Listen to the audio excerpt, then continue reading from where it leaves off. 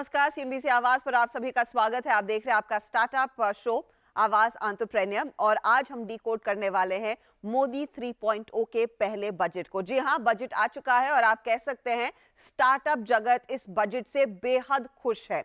एक दशक से पेंडिंग मामला एंजल टैक्स का एक सिरे से वित्त मंत्री निर्मला सीतारमण ने इसे पूरी तरह खत्म कर दिया, खारिज कर दिया, अबॉलिश कर दिया।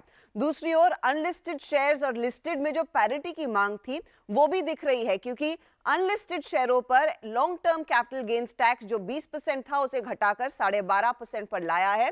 तो आखिरकार पैरिटी आई है। यही नहीं, स्पेस टेक के लिए वीसी फंड का ऐलान हुआ है। एमएसएमई हो, एग्री हो, एनर्जी सेक्टर हो, एआई हो, सबके लिए कई सारे अनाउंसमेंट सुनाई दिए हैं।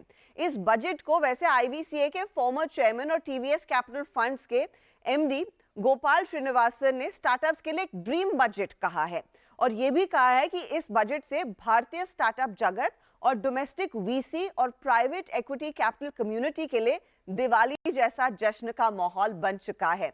तो ये बजट वाकई में कैसा रहा, कितना अच्छा, कहां पर कुछ चीजें रह गई हैं, इस सब पर बातचीत करने के लिए इंडियन एंजल नेटवर्क की पद्मजा रूपारेल, 100x वीसी के शशांक रणदेव और ब्लूम वेंचर्स के आशीष फाफड़िया हमारे साथ है। और इन लोगों से हम बातचीत कई अहम मुद्दों पर कई सालों से करते आए हैं। तो सबसे पहले मैं आप तीनों को कांग्रेचुलेशंस ही बोलना चाहूंगी, क्योंकि एंजल टैक्स का वो बड़ा मुद्दा फाइनली एड्रेस हुआ और उसको बाहर फेंक दिया है। पद्मजा, दिवाली का माहौल या फिर कुछ और सेलिब्रेशंस भी साथ में हो? नहीं नहीं, थैंक यू। पहले तो शुक्रिया, आपने मुझे ये शो पे इनवाइट किया। एंजल टैक्स की अब बात करने तो मैं एक ही लाइन बोलूंगी, एंजल टैक्स को मोक्ष मिले। आई थिंक बहुत सालों से, 12 साल से ये पेंडिंग था और ऑनरेबल फाइनेंस मिनिस्टर ने इसको खारिज कर दिया इन एवरी रिस्पेक्ट। तो मेरे ख्याल से इससे स्टार्टअप्स को बहुत बहुत इंकरेजमेंट मिलेगी, इन्वेस्टर्स आएंगे और मेरे ख्याल से इस एक चेंज से स्टार्टअप्स, हमारी स्टार्टअप्स, इनोवेटिव स्टार्टअप्स जो एक्चुअली बहुत अच्छा काम कर रही है, वो उनको इंसेंटिव मिलेगा इंडिया में रहने के लिए। तो मेरे ख्याल से ये बहुत बड़ा स्टेप है और एक जो इंडस्ट्री, स्टार्टअप्स, इन्वेस्टर्स, सबकी ये कंप्लेंट थी 12 साल से, वो खारिज की गई है। तो हम तो बहुत ही इंडस्ट्री के हिसाब से, हम आईवीसीए स्टार्टअप सबके तरफ से हम थैंक यू बोलेंगे कि शुक्रिया, इसको आपने खारिज किया। ये कैविएट्स और कार्व आउट से खत्म हुआ। तो ये बहुत ही फॉरवर्ड लुकिंग और प्रोग्रेसिव स्टेप लिया है और बहुत बोल्ड स्टेप लिया है मेरे ख्याल से। जी। तो मैं बहुत कमेंट करूंगी सीबीडीटी को, रेवेन्यू सेक्रेटरी को, फाइनेंस मिनिस्टर को और I am sure prime minister का इसमें बहुत बड़ा आशीर्वाद है। शशांक, इससे क्या अर्ली स्टेज फंडिंग में और बड़ा इजाफा देखने को मिलेगा? और अर्ली स्टेज में इसीलिए पूछे क्योंकि 100x वीसी एग्जैक्टली वही करता है। Thank you, and I'm happy कि आज we are on this dais discussing this topic. So मेरे हिसाब से this is a watershed moment. As Padmaja ma'am said, 12 years we've been fighting for this, and we've been discussing, and I think BJP government and the central government has finally come forward and made this decision. इस एक step से we will see a lot of investors coming in at early stage. They were ये growing asset रहा है, and for the last many years बहुत सारे लोग चाह रहे थे कि हम आके इन्वेस्ट करें, but after they getting comfortable with this asset वो नहीं कर पा रहे थे because of this taxation, right? Now this will open the gates, right? And lot of folks will come, and इस जो अर्ली स्टेज इन्वेस्टमेंट, जो अर्ली स्टेज फाउंडर्स को सपोर्ट चाहिए without having a tax barrier, I think this is indeed a watershed moment, and इसके बहुत सारे benefits हमको आगे देखने को मिलेंगे। Inflow of capital will increase. हमारे व्यू के अंदर हम एक फंड है, लेकिन हमारे 30% companies, portfolio companies raise money from angel investors. They also will get a lot of support, right? And they'll see an influx of investors coming in. So all in all, मतलब हम लोग बहुत खुश हैं कि ये decision finally आया. It is an indication of maturing of the whole ecosystem and the government recognizing कि startup एक growing asset है, Correct. जो employment बढ़ा रहा है और हम क्या कर सकते हैं जिससे ये कंपनीज अर्ली स्टेज में अपने अपने आप को ग्रो कर पाए, and one big step is ability to raise capital without taxation. Right. Ashish, अब आपके लिए एंजल टैक्स खारिज होना ज्यादा बड़ा मुद्दा है, या फिर वो हमारी लॉन्ग स्टैंडिंग कॉन्वर्सेशन जो होती थी कि लिस्टेड वर्सेस अनलिस्टेड में पैरिटी आएगी कब, अब इवेंचुअली आ चुकी है। 20% नहीं, आप लोगों को long term capital gains tax अगर देना है वो 12.5% पर देना है। What is bigger according to you? Parity बहुत बड़ा स्टेप फॉरवर्ड है। एंजल टैक्स डेफिनेटली बहुत बड़ी रिलीफ है। मगर जो बड़ा मूवमेंट डेफिनेटली है कि पैरिटी आ गई है अब अनलिस्टेड एंड लिस्टेड के बीच में। सो जहां तक आप family offices as a resource pool देखते हैं, इंडियन कैपिटल देखते हैं, या फॉर दैट मैटर बाहर का कैपिटल भी देखते हैं, आज आपके पास कोई क्लैरिटी का जरूरत नहीं है कि अच्छा पोस्ट टैक्स रिटर्न्स कैलकुलेट कीजिए, दोनों में कितना अंतर आता है, वो रिस्क कवर्ड है कि नहीं, वो आप देखिए। तो ये बहुत बड़ा मदद होगी capital formation and driving of capital to the early stage as well as growth stage business. Padmaja, उस लिहाज से कल और आज में क्या ज्यादा फैमिली ऑफिसेस के फोन आए कि हम आप लोगों के साथ जुड़कर और निवेश करना चाहते हैं स्टार्टअप्स में, या फिर वो सिलसिला अब शुरू होगा? What does it mean for domestic money? नहीं, कुछ तो आना शुरू हो गए, माने कि हम आजकल के जमाने में आप लोग ने जो इलेक्ट्रॉनिक टीवी मीडिया के थ्रू एम्प्लीफिकेशन किया है, तो हमारी रात की नींद जरूर हराम होती है। आज शुरू हो गए हैं, बट मेरे ख्याल से ये और भी आएंगे। इसका वजह खाली एंजल टैक्स और पैरिटी नहीं है, ये दो बहुत बड़े मुद्दे हैं। मैं जरूर आशीष और शशांक के साथ एकदम अग्री कर रही हूँ, बट मेरे ख्याल से दो और चीज बहुत इंपॉर्टेंट है जो इंडिया को ग्लोबल हब बना रहा है। एक, जो गवर्नमेंट ने बजट में टैक्स सिस्टम को एक्सेसिबल और ट्रांसपेरेंसी की बात की है, एक तो वो, और रीअसेसमेंट जो उन्होंने रिवाइज किया है 10 साल से 5 years and 1 quarter, ये बहुत बड़ी चीज है। बिकॉज स्टार्टअप्स वो बहुत बैटल करते हैं टैक्स इश्यूज से, टैक्स सिस्टम से और रीअसेसमेंट के लिए। तो मेरे ख्याल से जहां एंजल टैक्स को उन्होंने खारिज किया है और इसको सिंप्लीफाई किया है, तो मेरे ख्याल से ये बहुत बड़ी चीज है स्टार्टअप्स के लिए। और this is taking India to a global level to say that our tax system will be accessible और transparent। तो मेरे ख्याल से डोमेस्टिक और ग्लोबल इन्वेस्टर्स के लिए ये बहुत बड़ा इंसेंटिव होगा कि इंडिया में पैसा आए। Number 1 issue.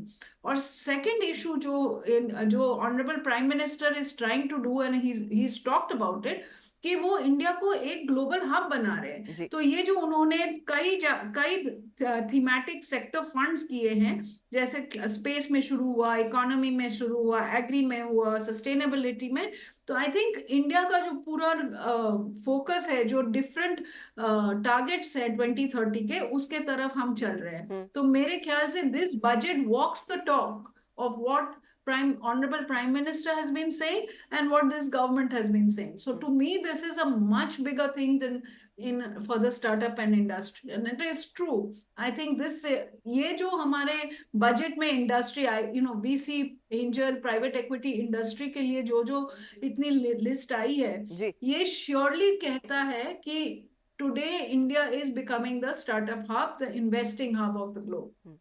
इनफैक्ट ये जो 1000 करोड़ का स्टार्टअप्स के लिए, स्पेशली स्पेस टेक के लिए फंड है, शशांक, किस तरह की कंपनियां यहाँ पर आपको लग रहा है बढ़ती हुई दिखाई देंगी? क्योंकि स्पीच में वित्त मंत्री साहिबा ने स्पेसिफिकली कहा अगले 10 सालों में स्पेस टेक में हम 5 गुना ग्रोथ देखना चाहते हैं।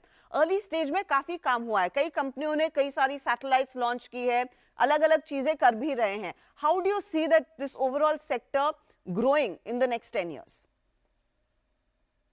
आई थिंक आगे बहुत ग्रोथ होगी ये सेक्टर में, and the reason for this is पिछले 5 साल में we had a few space tech companies reaching a certain level, and that was because we had कम से कम 2 या 4 फंड्स हैं जो स्पेसिफिकली स्पेस टेक पे फोकस करते हैं।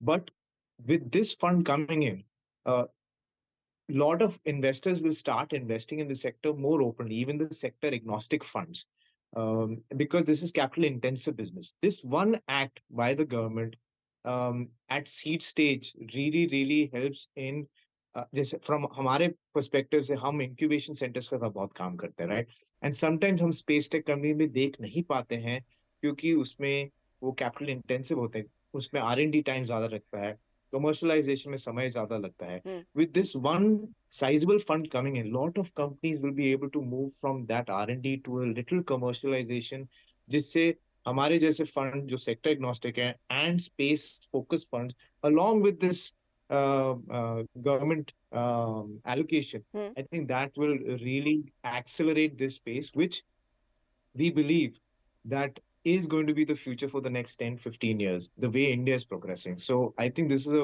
great step in that direction. Okay, And it will inspire investors to start investing in this sector more मैं aggressively. आशीष से उसी मुद्दे पर पूछना चाह रही थी. आशीष, इनफैक्ट आप लोगों ने भी स्पेस टेक कंपनियां काफी एनालाइज की है, कुछ में इन्वेस्ट भी किया है. जो निवेशक वो सिटिंग ऑन द एज की, देखिए मैं अकेले इसमें नहीं उतरना चाह रहा हूं, जब देखता है कि देखिए सरकार ने यहाँ पर कुछ फंड दिया है, उनके लिए क्या ज्यादा आसान होता है कन्विक्शन एक कॉल लेना, और वो किस तरह के पैसे की हम बात कर रहे हैं जो इन कंपनियों को आगे फ्यूल करेगी? ये डायरेक्शनली जो है ये एक बहुत ही बड़ा स्टेप है, क्योंकि जब आप सरकार के द्वारा आप इंडिकेशन देते हैं कि हम खुद इसमें कैपिटल एलोकेशन कर रहे हैं, हम खुद इसमें डायरेक्शन दे रहे हैं, दैट मीन्स ये हमारी पॉलिसी के सेंट्रल ऑफ थिंग्स में है. You are giving that signal, और ये सिग्नल मिलते ही जो हमारी डोमेस्टिक कॉन्स्टिट्यूएंसीज हैं, they also get the message कि यहाँ पे भले ही 10-12 साल लग जाते हैं, मगर ये सरकार के लिए एक अहम मुद्दा है. और वो सब देख के आप डोमेस्टिक कैपिटल तो आप लाएंगे ही लाएंगे, मगर बाहर से भी कैपिटल की उम्मीद बढ़ जाती है.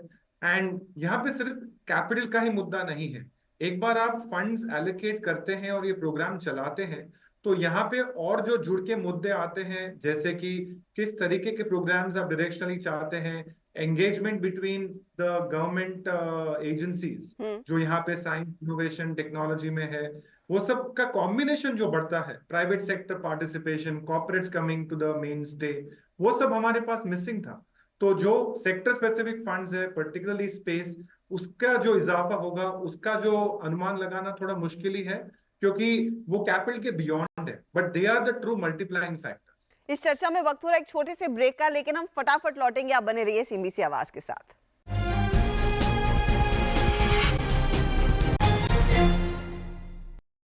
Welcome back. आप देख रहे हैं सीएनबीसी आवाज पर आवाज एंटरप्रेन्योर. हम डीकोड कर रहे हैं निर्मला सीतारमण का ये बजट, जहां पर स्टार्टअप्स को मिला एक बड़ा बूस्ट. मेरे साथ हैं इंडियन एंजल नेटवर्क की पद्मजा रूपारेल, 100x VC के शशांक रणदेव और ब्लूम वेंचर्स के आशीष फाफड़िया. इनफैक्ट मैं एक और डिटेल पढ़ रही थी पद्मजा की, मेटी को करीब 52% ज्यादा एलोकेशन मिला है इस बार, एंड आई डोंट थिंक इतना बड़ा जंप हमने पिछले कुछ बजट्स में देखा हो.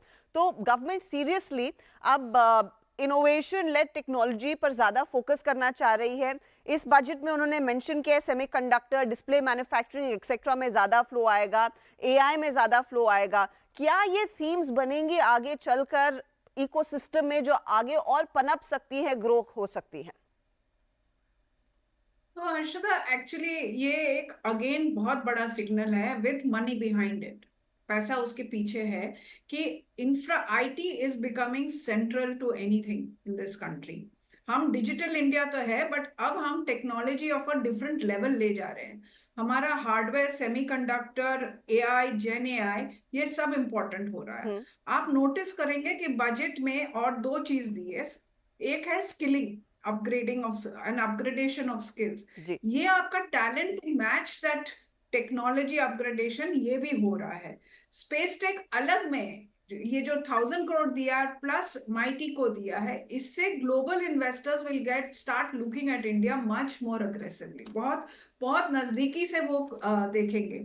और तीसरी चीज जो बहुत बड़ी चीज है, whether it's space tech, whether it's agri, IT, तो पैसा जब गवर्नमेंट देती है तो क्या होता है कि पॉलिसी चेंजेस भी शुरू हो जाते हैं. स्पेस में आप ले लीजिए, इन स्पेस ने बहुत अच्छा काम किया है जो स्टार्टअप्स को इनकरेज किया है, बट उसमें काफी पॉलिसी चेंजेस आपको चाहिए. आपको FDI में चेंजेस चाहिए होंगे, आपको स्पेस लॉन्चिंग में चाहिए होगा, कॉर्पोरेट एंगेजमेंट में चाहिए होगा, आपका ऑफसेट, ओवरऑल MNCs का जो ऑफसेट कंट्रीब्यूशन है उसको कैसे यूटिलाइज करेंगे, उसके लिए टैलेंट. तो जब गवर्नमेंट, जो आशीष कह रहे थे कि जब गवर्नमेंट पैसा देता है तो ये नॉट ओनली सिग्नल्स दुनिया भर में कि इंडिया इस रास्ते पे चल पड़ी है, बट इंटरनली हमारी पॉलिसीज चेंज होना शुरू हो जाएगी, जी हमारे इन्फ्लुएंसर्स चेंज होना शुरू हो जाएगा। और ये जो पूरा बजट है जो आपने अभी बोला कि इस माइटी में दिया, एग्री में दिया, स्पेस में दिया, ये इंडिया को नेक्स्ट लेवल पे ले जा रहा है। तो मेरे ख्याल से ये बहुत अहम बजट आया है जो इंडिया को पैराडाइम शिफ्ट दे सकता है और globally it can become a leader. And ये मेरे ख्याल से जो ऑनरेबल प्राइम मिनिस्टर बोल रहे हैं ये वही रास्ते में जा रहा है। तो जी मेरे ख्याल से honestly overall with the tax systems improving, with the parity, with angel tax gone, there are disablers जो हटा रहे हैं, इनेबलर्स को काफी लेकर आए हैं। अब इनफैक्ट एक और चीज मैं पढ़ रही थी, Shashank can chime in on this, कि development of digital public infrastructure tools by the private sector, यहाँ पर credit, e commerce, health care, law, logistics etcetera के लिए आप उस तरह का माहौल बनाते हुए दिखाई देंगे। अब मैं जानती हूँ आप कई सारी फिनटेक कंपनियों के साथ काम करते हैं, क्या यहाँ पर ज्यादा बिल्ड करना आसान होता हुआ दिखाई देगा क्योंकि एक्सेस टू इंफॉर्मेशन ज्यादा रहेगा और आई थिंक भागीदारी दूसरों के साथ करने के लिए भी मौके मिलेंगे? तो ये कुछ सालों से हो भी रहा है। I think ever since the initiative of startup India, पिछले कुछ समय के अंदर, कुछ सालों के अंदर it's picked up aggressively. We work with bunch of companies as you mention, fintech.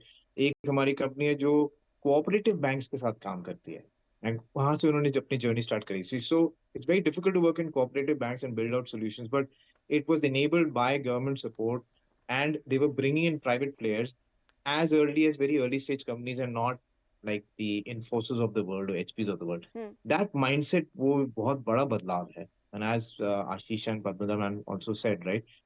All everything around this budget is progressive, enabling the enablers, disabling the disablers, removing friction out of the process, right? All which is conducive to working. And then there is no difference कि आप बड़ी company हैं, आप deliver कर पाएंगे इसलिए हम आपको दे रहे हैं, या आप छोटी कंपनी है पर आप में इनोवेशन है, हम आपके साथ काम करेंगे। दैट माइंडसेट, वो बहुत बड़ा बदलाव हो काफी सालों से हो रहा था। And I think with these policies it is only gonna sharpen and enable that thing. तो जो सोच थी उस पर एक्शन लिया जा रहा है, वही इस बजट में दिख रहा है। आशीष, कुछ और टेक्निकल मुद्दे, ये गिफ्ट सिटी में वेरिएबल कैपिटल कंपनी का स्ट्रक्चर, इसके क्या मायने हैं अगर हमें समझा सके? ये किस तरह की पैरिटी ला रहा है एआईएफ्स में स्पेशली? आज हम जो एआईएफ स्ट्रक्चर करते हैं जहां maximum amount of capital raise होता है वो एआईएफ कैट 1, 2 या 3 में होता है, जहां पे 10 लाख करोड़ का कमिटमेंट आया हुआ है। अगर आप इसको देखें तो ये स्ट्रक्चर जो है वो थर्ड पार्टी मनी को पूल करने के लिए होता है, उसको एडमिनिस्टर करने के लिए होता है। जो वेरिएबल कैपिटल कंपनी स्ट्रक्चर है वो ये स्ट्रक्चरिंग को एक अलग लेवल के सोफिस्टिकेशन पे ले जा सकता है, उसको सिंप्लीफाई कर सकता है और उसका बेटर एफिशिएंट मैनेजमेंट के लिए ये फ्रेमवर्क पैदा कर सकता है। आज अगर आप देखें तो manage in India is something which government has been talking about. Make in India का बहुत बड़ा मूवमेंट चल चुका है पिछले 10 सालों से, तो ये मैनेज इन इंडिया के लिए एक बहुत बड़ा शॉट इन दी आर्म है। बाहर के कंपैरिजन देखें तो सिंगापुर में ये स्ट्रक्चर अवेलेबल है कुछ सालों से एंड काफी ज्यादा उसमें सक्सेस देखा गया है, जहाँ की इन्वेस्टर्स जो निवेशक हैं वो अपना कैपिटल सही तरीके से पूल कर सकते हैं, उसका टैक्स एफिशिएंटली हो सकता है, उसका जो कंट्रोल्स होता है वो सोफिस्टिकेटेड, आप अलग अलग लोगों से अलग अलग टर्म्स पे पैसा रेज कर सकते हैं, जो कि फिलहाल नहीं था। आपको मजबूर किया जाता था अपने आप को, not from any other fact that, और कोई स्ट्रक्चर नहीं था कि एक आप स्टैंडर्ड स्टीरियोटाइप फैशन में ही आप कैपिटल रेज कर सकते हैं। Now you can innovate the innovators as well. Right. मैं वेरी क्विकली आशीष आपका टेक लेना चाहूंगी ईसॉप्स के मुद्दे पर। वैसे बजट में कुछ सुनाई नहीं दिया, लेकिन ईसॉप वेस्ट होने पर टैक्स लगता है और जब आप बेचते हैं तब भी वो टैक्स लगता है, उसमें कुछ बदलाव है या फिर वो पॉलिसी जस्ट की तरह से वो डबल टैक्सेशन का भार अभी भी है? वो अभी भी है, वो मैंने देखा नहीं है कि उसमें कुछ बदलाव आया है।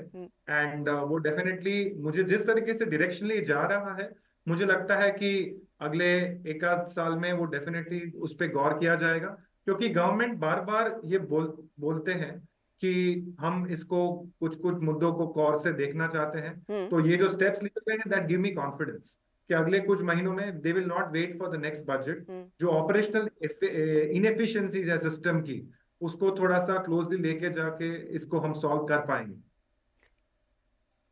मैं पद्मजा आपसे ये पूछना चाहूंगी कि अब तक हम सब कहते हैं if you want to start now, now is the time, लेकिन अब क्या सामने से न्योता आ रहा है कि अब नहीं करेंगे तो कब करेंगे? It's the time to start up in India. नहीं, एब्सोल्युटली, आई मीन इंडिया में आज आप यदि भारत में देखें तो हमारे पास क्या नहीं है। हमारे पास लार्ज मार्केट है, हमारे पास रियल प्रॉब्लम्स है that need solution which are opportunities to start up. हमारे पास टैलेंट है, हमारे पास अब पैसे भी खुल खुल गए हैं with this budget, and already domestic and global capital आ रहा है। और जो जो आशीष अगेन कह रहे थे कि ईसॉप सॉल्व होगा, मेरे ख्याल से उनको ईसॉप सॉल्व करना पड़ेगा, क्योंकि यदि वो कुछ डिसेबलर्स निकाल रहे हैं तो this may be one of the very few which is left on the table कि जो उन्हें करना पड़ेगा। तो इससे ज्यादा आपको क्या मिलेगा? एंड वी आर, हमारी companies are much more capital efficient. बहुत बहुत कम पैसे में वो बहुत कुछ बना जाती है। और हमारी कंपनीज अब global companies, literally top of the line global companies के साथ काम करना शुरू कर चुकी है। हमारी स्पेस की कंपनी है, वो एक्चुअली नासा के साथ बात कर रही है, स्पेसएक्स के साथ बात कर रही है। तो there is absolutely no reason actually कि हमारे एंटरप्रेन्योर्स आज ना स्टार्ट करें। हमें स्टार्ट करना बहुत जरूरी है, और हमें यहाँ जॉब क्रिएशन भी करनी है, वो गवर्नमेंट का मुद्दा है। तो दोनों यदि इकट्ठा होंगे तो हमारी प्रॉब्लम सॉल्व होगी, हमारे यहाँ वेल्थ क्रिएट होगा, वैल्यू जनरेट होगा, और हमारी कंपनीज आसानी से ग्लोबल भी जा सकती। तो शशांक, मेरे ख्याल से there is no reason not to start. Right. Shashank, final word from you. इस बजट को सुनने के बाद हमारे जो भारतीय स्टार्टअप्स दुबई, सिंगापुर एक्सेट्रा दूसरे देशों में जाकर रजिस्टर हुए थे, विल दे कम बैक? क्या उनकी घर वापसी होगी? I think they should, because there is no reason why not to start in India, right? I think a lot of mature companies from US have been coming back and doing back registration in India. Uh, it's simple and logical. There is no other way to start business now. It's always beneficial. You have domestic capital. Ashish and Pananja ma'am will echo the same thoughts. We have never seen so much domestic capital investing in India, right? And domestic support, ecosystem support जो इतना बढ़ गया है अभी, and now government is, every action of theirs is indicating कि आओ बनाओ बढ़ो. I read recently 65% of digital transactions are coming from tier 2, tier 3 cities. The whole infrastructure ecosystem is there. So yes, I don't see a reason why you should go out and register companies outside. India is very much a place which is conducive for business, open for business, and to build fresh companies out there. So I see a lot of companies coming in. I'm already seeing, so this is mature companies coming, but we'll see a lot more of that happening. चलिए, इसी note पर मैं आप तीनों को congratulations बोलूंगी और बहुत बहुत शुक्रिया हमारे लिए समय निकालने के लिए। ये कई बड़े मुद्दे थे जिनको इस बजट में एड्रेस किया गया है, तो वाकई में एक win win budget startup India के लिए। इसी मोड पर हम भी लेंगे आपसे इजाजत। Goodbye, take care.